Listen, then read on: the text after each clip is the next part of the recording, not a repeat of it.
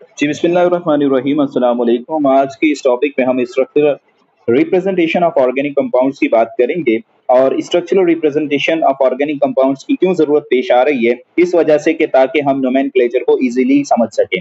Nomenclature पर जाने से पहले हमें ये मालूम होना चाहिए कि किसी भी मॉलिक्यूल के कितने हम स्ट्रक्चर फॉर्म बना सकते हैं, कितनी तरीकों से हम स्ट्रक्चरल रिप्रेजेंटेशन कर सकते हैं उसकी और कितनी टाइप्स होती हैं स्ट्रक्चरल रिप्रेजेंटेशन की। स्ट्रक्चरल रिप्रेजेंटेशन की हमारे पास 5 टाइप्स होती हैं। एक हमने कह दी लेविस डॉट क्रॉस स्ट्रक्चर जो आपने फर्स्ट ईयर में भी पढ़ा होगा और केमिकल बॉन्डिंग वाले चैप्टर में। दूसरा हमारे पास कंप्लीट स्ट्रक्चर होता है। कंप्लीट स्ट्रक्चर का सेकंड वन नेम जो होता है उसको डेश स्ट्रक्चर भी कह रहे होते हैं। कंप्लीट स्ट्रक्चर से मुराद क्या है कि जिसके अंदर हम हर एक एटम को शो करें। थर्ड वन होता है condense structure, fourth one bond line structure and fifth one होता है 3D dimensional structure, three dimensional structure. अब कुछ की पॉइंट्स हैं जो आपको समझ आने चाहिए ताकि आप अगले टॉपिक्स पर जो है जाने से पहले अच्छे तरीके से चीजें समझ लें कि कार्बन की जो वैलेंसी होती है वो होती है हमारे पास 4, टेट्रावैलेंट होता है, ये 4 बॉन्ड बना सकता है। नाइट्रोजन की 3 वैलेंसी होती है, ट्राईवैलेंट होता है, ये 3 बॉन्ड बना सकता है। ऑक्सीजन डाईवैलेंट होता है, 2 इलेक्ट्रॉन होते हैं, 2 वैलेंस इलेक्ट्रॉन हो सकते हैं। ऑक्सीजन जो है 2 एटम पर 2 एटॉमिक बॉन्ड बना सकता है। हाइड्रोजन जो है वो एक वैलेंसी होती है इसलिए एक बॉन्ड बनाता है। जो हमारे पास हैलोजन होते हैं, जो हमारे पास हैलोजन होते हैं उसकी वैलेंसी 1 होती है और वो कितने बॉन्ड बना सकता है बेटा? वो 1 बॉन्ड बना सकता है। हैलोजन में हमारे पास कौन-कौन आता है? फ्लोरीन आता है, क्लोरीन आता है, ब्रोमीन आता है, आयोडीन, एस्टाटीन।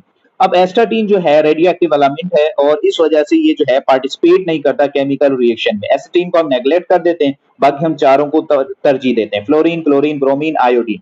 अब हमारे पास कुछ होते हैं होमो एटम्स और कुछ होते हैं हेट्रो एटम्स। होमो से मतलब कि सेम एटम, हेट्रो से मुराद ये कि जो डिफरेंट एटम्स हो। आपने देखा होगा कि हमारे पास हाइड्रोकार्बन्स मौजूद होते हैं। मैं इस ऑक्सीजन को अगर नेग्लेक्ट कर दूं तो ये आप देखेंगे सारे के सारे हाइड्रोकार्बन्स हैं। हाइड्रोकार्बन्स के अलावा कोई और एटम जब आ जाता है तो उसको हम कहते हैं वो कहलाता है हेट्रो एटम। वो क्या कहलाता है? हेट्रो एटम कहलाता है। और ये ऑक्सीजन जो है वो हेट्रो एटम कहला रहा है। और बाकी ये जो कार्बन और हाइड्रोजन है ये हाइड्रोकार्बन्स कहलाते हैं और इसको आपने पढ़ा भी होगा कि ये होमोलॉगस सीरीज भी कहलाते हैं, CH2 CH2 CH2। तो इसी तरीके से जब भी कार्बन और हाइड्रोजन के अलावा जो थर्ड वन हमारे पास एटम होगा उसको हम हेट्रो एटम कहते हैं। ये होमो एटम और हेट्रो एटम आपको समझ आना चाहिए। इसमें जो है डिफरेंस आपको मालूम होना चाहिए ताकि आप आगे जो है समझ सकें। तो हेट्रो एटम ऑक्सीजन आ गया, नाइट्रोजन लगाता तब भी हेट्रो एटम कहलाता, क्लोरीन लगाता तब भी हेट्रो एटम कहलाता। एक्सेप्ट दी हाइड्रोकार्बन्स, जितने भी हमारे पास एटम होंगे वो क्या कहलाएंगे? वो कहलाएंगे हेट्रो एटम्स कहलाएंगे। अब हमने बात की थी पहला जो हमारे पास स्ट्रक्चर होता है उसको लेविस स्ट्रक्चर कहते हैं। लेविस स्ट्रक्चर में क्या होता है बेटा? हम डॉट और क्रॉस से इलेक्ट्रॉन को शो कर रहे होते हैं। वो इलेक्ट्रॉन जो बॉन्डिंग में पार्टिसिपेट कर रहे होते हैं। हमारे पास एक हाइड्रोजन, ये कार्बन है, ये हाइड्रोजन है, ये हाइड्रोजन, ये हाइड्रोजन। एक कार्बन है, 4 हाइड्रोजन है, तो इनके इलेक्ट्रॉन्स हम शो कर रहे हैं। मतलब कि एक इलेक्ट्रॉनिक क्लाउड हम शो कर रहे हैं इस स्ट्रक्चर के अंदर। लेविस स्ट्रक्चर में हम इलेक्ट्रॉनिक क्लाउड शो कर रहे होते हैं। और अगर हम दूसरी एक एग्जांपल ले लें, एग्जांपल दूसरी हम ये ले लेते हैं कि हमारे पास प्रोपेन है। ये प्रोपेन के अंदर आपको मालूम है 3 कार्बन मौजूद होते हैं और हाइड्रोजन कितने मौजूद होते हैं बेटा? ये हाइड्रोजन मौजूद होते हैं 6, हाइड्रोजन मौजूद होंगे 8। तो ये हमारे पास 8 हाइड्रोजन है, 3 कार्बन है। ये हमारे पास प्रोपेन बन गया। यहाँ पे भी हम क्या शो कर रहे हैं? इलेक्ट्रॉन शो कर रहे हैं और ये एक इलेक्ट्रॉनिक क्लाउड शो हो रहा है।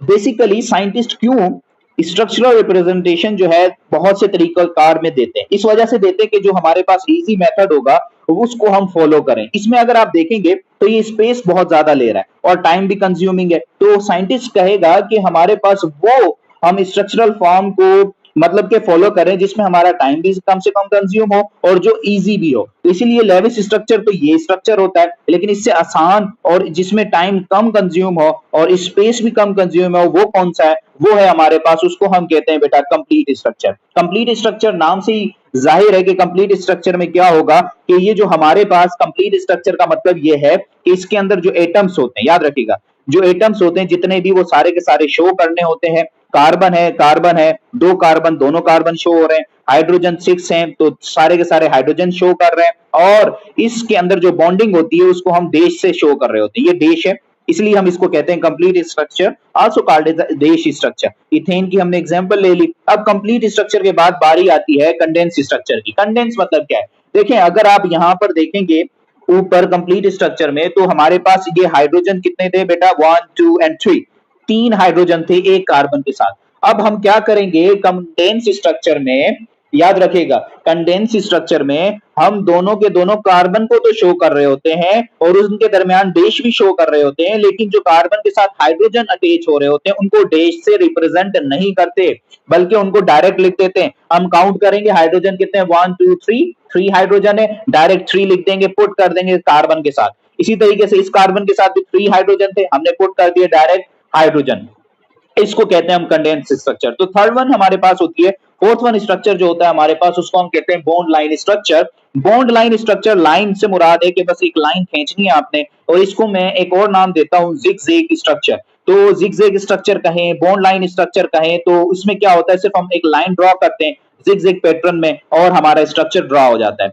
इस लाइन में जितने भी कॉर्नर होंगे वो ये हमें ये चीज बता रहा होता है कि जितने भी कॉर्नर है उतने ही कार्बन मौजूद है। इस लाइन के अंदर 2 कॉर्नर है, 1 एंड 2, तो इसके अंदर कार्बन कितने होंगे बेटा, 2 कार्बन होंगे। और आपको मालूम है कि कार्बन कितने बॉन्ड बना सकता है, 4 बॉन्ड बना सकता है। तो वैलेंसी आप सेटिस्फाई करोगे हाइड्रोजन के साथ, तो इसकी वैलेंसी जब आप सेटिस्फाई करोगे तो कार्बन 1 कार्बन 2, इसके साथ भी 3 हाइड्रोजन, इसके साथ भी 3 हाइड्रोजन। ये हमें कॉमन सेंस होना चाहिए। तो याद रखिएगा जब भी हमारे पास हाइड्रोकार्बन्स होते हैं, हम हाइड्रोकार्बन्स के किसी भी एटम को शो नहीं कर रहे होते बॉन्ड लाइन स्ट्रक्चर में। बॉन्ड लाइन स्ट्रक्चर में हम किसी एटम को, हेट्रो एटम को, सॉरी हाइड्रोकार्बन्स को शो नहीं कर रहे होते, लेकिन in the case of hetero atom हमारे पास आ जाए उसको हम शो करते हैं। याद रखिएगा हेट्रो एटम को हम क्या करते हैं बेटा, शो करते हैं, लेकिन हम जो हमारे पास हाइड्रोकार्बन्स होते हैं उसको हम शो नहीं कर रहे होते। एक और एग्जांपल देख लेते हैं, थोड़ा और इजी हो जाएगा हमारे पास। ये हमारे पास सेकंड वन एग्जांपल है, हमने एन ब्यूटानॉल बनाना है, अल्कोहल का मेंबर है, ब्यूटानॉल बनाना है, ठीक है। तो कंप्लीट स्ट्रक्चर में किस तरह बनाएंगे, कंप्लीट स्ट्रक्चर में हर हाइड्रोजन को, हर कार्बन को, हर हेट्रोएटम को शो करना है, ठीक है। शो करना है किस तरीके से शो करना है, डैश से शो करना है। तो आपको मालूम है ना ब्यूटेनॉल का स्ट्रक्चरल मॉलिक्यूलर फार्मूला क्या होगा, इसके अंदर 4 कार्बन होंगे, ये चारों कार्बन हमने पुट कर दिए 1 2 3 4, और उसके साथ हाइड्रोजन हमने पुट कर दिए और एक OH लगाना है। N मतलब नॉर्मल, नॉर्मल मतलब कि या तो आप फर्स्ट कार्बन पे लगा दो OH को या लास्ट कार्बन पे लगा दो, तो इसको हम कहते हैं नॉर्मल ब्यूटेनॉल, ठीक है। तो अब ये कार्बन, इसके साथ हाइड्रोजन आपने अटैच कर दिए, इसको हम कहेंगे मेरा बेटा ये हमारे पास कहलाता है कंप्लीट स्ट्रक्चर। शाबाश, ये याद रखिएगा, इसको हम कंप्लीट स्ट्रक्चर कहते हैं। अब कंडेंस स्ट्रक्चर, कंडेंस स्ट्रक्चर में आप क्या करोगे, ये जो हाइड्रोजन है ना इनको आपने कंडेंस कर देना है, बाकी कार्बन कार्बन के वाले बॉन्ड को आपने क्या रखना है, ऐसे कैसे रखना है, सेम रखना है। ये हमने सेम रखा है डैश से, बाकी हाइड्रोजन को कंडेंस कर दिया, CH3 CH2 CH2 CH2 OH लगा दिया, तो ये हमारे पास क्या हो गया मेरा बेटा, कंडेंस हो गया। क्या हो गया, कंडेंस हो गया। अच्छा जी, जिगजैग लाइन, अब क्या लगाएंगे हम, zigzag line, zigzag line structure. अब हमने कहा था जितने भी हमारे पास कार्बन के कॉर्नर होंगे, मतलब कि लाइन के कॉर्नर होंगे उतने ही हमारे पास कार्बन होंगे। अब हमने ये एक पैटर्न बनाया, तो इसके अगर आप कॉर्नर देखोगे तो 4 कार्बन है, 1 2 3 4, ये हमारे पास 4 कॉर्नर है। और ये देखो OH को क्यों रिप्रेजेंट किया है, OH को हमने क्यों शो किया है यहाँ पे, इस वजह से शो किया है, OH क्या कहला रहा है यहाँ पे, हेट्रोएटम कहला रहा है। शाबाश, याद रखेगा ये यहाँ पर क्या है बेटा, हेट्रोएटम है। और पहले ही बात बताई थी कि जो हेट्रोएटम होते हैं उनको शो करना होता है बॉन्ड लाइन स्ट्रक्चर में, लेकिन जो हमारे पास हाइड्रोकार्बन्स होते हैं उनको हम शो नहीं करते। तो इसी वजह से हमने ये 1 carbon, second carbon, third carbon, fourth carbon, और फोर्थ कार्बन पे हमने क्या लगाया, OH को लगाया। ये आप यहां से नंबरिंग शो करोगे 1 2 3 4, और फर्स्ट पे हमारे पास क्या लगा हुआ है, OH लगा हुआ है। तो इसको हम कहते हैं मेरा बेटा, इसको हम कहते हैं बॉन्ड लाइन स्ट्रक्चर। एक और एग्जांपल देख लेते हैं, एनिलीन को बनाने जा रहे हैं। एनिलीन का फार्मूला, मॉलिक्यूलर फार्मूला C6H5NH2, ठीक हो गया, एनिलीन है हमारे पास। अच्छा जी, अब इस एनिलीन को हमने सबसे पहले कंप्लीट स्ट्रक्चर बनाना है। आपको मालूम है ना कंप्लीट स्ट्रक्चर में हमने हर एक कार्बन को, हर एक हाइड्रोजन को, हर एक हेट्रोएटम को शो करना है, तो इसलिए हम क्या करेंगे, हर एक कार्बन को शो कर दिया और उनके बॉन्ड को भी शो कर रहे हैं। अब देखें जो हमारे पास कंप्लीट स्ट्रक्चर होता है ना, तो अब ये इसके अंदर बेंजीन रिंग शामिल है। ये जो बेंजीन रिंग शामिल होती है इसके अंदर 3 अल्टरनेटिव बॉन्ड्स होते हैं, डबल, 3 डबल अल्टरनेटिव बॉन्ड्स होते हैं। अल्टरनेटिव मतलब क्या, डबल बॉन्ड जो एक कार्बन पे है तो सेकंड कार्बन पे नहीं होगा, थर्ड वन कार्बन पे होगा, एक कार्बन छोड़कर दूसरे कार्बन पर, इसका मकसद ये है अल्टरनेटिव। तो इसको आप चाहे डबल ट्रिपल अल्टरनेट बॉन्ड लगा दो या एक गोल सर्किल ड्रा कर लो, ये आपकी मर्जी है। इस तरीके से हम बेंजीन रिंग को रिप्रेजेंट करते हैं। तो ये एलिनीन का कंप्लीट स्ट्रक्चर हो गया। आइए इसको कंडेंस स्ट्रक्चर में कन्वर्ट कर देते हैं। कंडेंस में क्या करेंगे, वो जो हाइड्रोजन है ना वो जो हाइड्रोजन है आपके पास, उन हाइड्रोजन को आपने कंडेंस कर देना है, और कंडेंस नाइट्रोजन के पास 2 हाइड्रोजन थे, कंडेंस कर दिया, H2 हो गया। कार्बन के पास एक एक हाइड्रोजन था, लगा दिया, कोई देश हम रिप्रेजेंट नहीं कर रहे, बाकी देश हमारे पास जो अल्टरनेटिव डबल बॉन्ड है उनसे शो कर दिया। एक और तरीकाकार क्या है, हमने कहा था कि इसके अंदर सर्किल ड्रा कर दें, सर्किल ड्रा किया तो इसका मतलब क्या है, ये सर्किल जब भी रिंग के अंदर होगा इसका मकसद है 3 डबल अल्टरनेटिव बॉन्ड्स मौजूद हैं। अगर ये सर्किल किसी भी रिंग के अंदर आप नजर आता है ये सर्किल, तो आप बोलेंगे 3 डबल बॉन्ड्स मौजूद हैं। उसके बाद हमारे पास बॉन्ड लाइन स्ट्रक्चर है। बॉन्ड लाइन में मैंने कहा था आप लोगों को कि हाइड्रोकार्बन्स को हम शो नहीं करते, तो हाइड्रोकार्बन्स को हम शो नहीं करेंगे बेटा, तो हम क्या करेंगे, सिंपली लाइन लगाएंगे, लाइन ड्रा करेंगे। ये लाइन ड्रा कर दी हमने, हेक्सागोनल स्ट्रक्चर बना दिया और इसको फ्यूज कर दिया। इसका मतलब है ये फ्यूज रिंग मौजूद है और इसमें हमने क्या किया है कि इसमें हमने लाइन की है। अब ये हमारे पास N और H2, इस H2 को क्यों रिप्रेजेंट कर रहे हैं, क्योंकि यहाँ पर नाइट्रोजन जो है हेट्रोएटम है। मैंने कहा था कि जो हमारा हेट्रोएटम होगा उसके हाइड्रोजन को शो करेंगे, लेकिन जो हमारे पास हाइड्रोकार्बन्स वाले हाइड्रोजन या कार्बन होंगे उनको शो नहीं करेंगे। डबल अल्टरनेटिव बॉन्ड है, इनको शो कर दिया। एक और तरीकाकार किस तरीके से शो कर सकते हैं हम, इसके अंदर एक सर्किल ड्रा कर दें, तो ये एक सेकंड पैटर्न है, इस तरीके से भी हम जो है बॉन्ड लाइन स्ट्रक्चर में इसको रिप्रेजेंट कर सकते हैं। जो लास्ट वन है हमारे पास उसमें है 3 डायमेंशनल रिप्रेजेंटेशन, मतलब कि 3D स्ट्रक्चर हम किस तरीके से रिप्रेजेंट करते हैं। जो हमारे पास ऑर्गेनिक कंपाउंड्स होते हैं बेसिकली वो 3 डायमेंशनल होते हैं। ठीक है बेटा, आप लोग फिजिक्स वाले हो, फिजिक्स पढ़ते होंगे, आपको मालूम होगा एक्स एक्सिस होता है, वाई एक्सिस होता है, जी एक्सिस होता है, जेड एक्सिस होता है। ओके जी, तो अब 3D रिप्रेजेंटेशन में हम 3D जो ऑर्गेनिक कंपाउंड्स होते हैं, 3 डायमेंशनल जो ऑर्गेनिक कंपाउंड्स होते हैं उनको रिप्रेजेंट करते हैं। और उनको किस तरीके से रिप्रेजेंट करते हैं, अब मालूम है आपको, जो पेज हमारा होता है वो 2 डायमेंशनल होता है। पेज जो हमारा होता है वो 2 डायमेंशनल होता है, तो इसलिए हमें कैसे पता चले कि कौन सा हाइड्रोजन या कौन सा एटम किस एक्सिस पर मौजूद है, तो इसलिए हम इस स्ट्रक्चर को फॉलो करते हैं। ये हमारे पास डैश है, डैश मतलब कि जो प्लेन के ऊपर हो, मतलब कि प्लेन पर ही हो, प्लेन पर जो चीज मौजूद होगी, जो एटम प्लेन पर मौजूद होगा उसका मतलब है सिंपल डैश। ये हाइड्रोजन मतलब ये वाई एक्सिस पर मौजूद है, ये हाइड्रोजन मतलब एक्स एक्सिस पर मौजूद है, इजी हो गया। उसके बाद हमारे पास एक होती है सॉलिड वेज। ये सॉलिड वेज जो होती है ये रिप्रेजेंट कर रही होती है कि ये जिस पर भी होगी वो अबव द प्लेन है। अबव द प्लेन मतलब क्या, ये हमारे पास पेपर है, ये देखें, ये हमारे पास पेपर है, ये हमारे पास एक्स एक्सिस आ गया। अगर मैं इसको थोड़ा सा जूम कर लूं तो ये हमारे पास देखिएगा, ये हमारे पास वाई एक्सिस आ गया, ये एक्स एक्सिस आ गया। ठीक है, अब ये जो सॉलिड वेज है ये रिप्रेजेंट कर रहा है कि ये जो हाइड्रोजन है इस कार्बन के साथ अबव द प्लेन है। अब देखेंगे आप, ये अबव द प्लेन है, इसलिए हम कह रहे हैं कि ये सॉलिड वेज क्या रिप्रेजेंट कर रहा है कि ये हाइड्रोजन कार्बन के साथ अबव द प्लेन लगा हुआ है, इस तरीके से।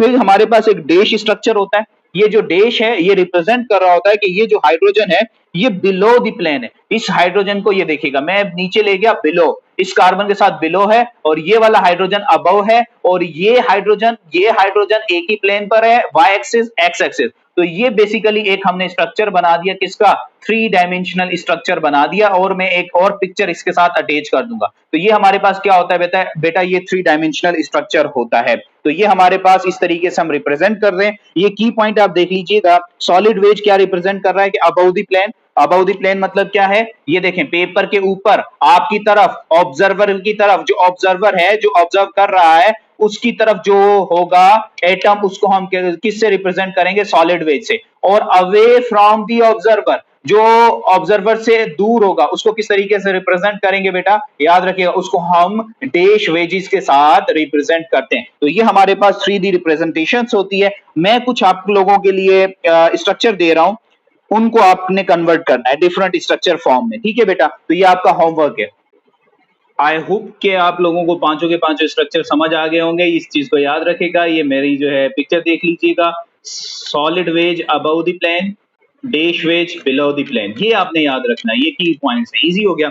अच्छा जी, ये आप लोग बेटा इसका स्क्रीनशॉट लें और इसके जो है डिफरेंट स्ट्रक्चरल फॉर्म, मतलब कि expand the following condense formulas दिए गए हैं आपको in their complete and bond line structure formula.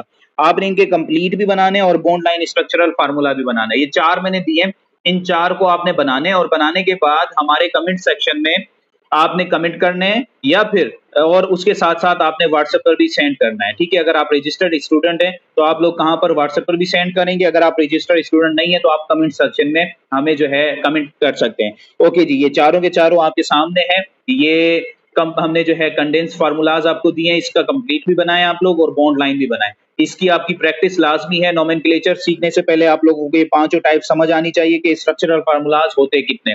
ठीक है, इसके बाद फिर हम बात करेंगे फंक्शनल ग्रुप्स की सेकंड वन लेक्चर में। तो इसको आप काइंडली जो है नोट डाउन कर लीजिएगा। अगर कोई भी किसी भी किस्म का आपका सवाल हो तो आप लोग हमारे व्हाट्सएप पर राब्ता कर सकते हैं। व्हाट्सएप नंबर है 0307 7542 504। Thank you so much. अल्लाह हाफ़िज़।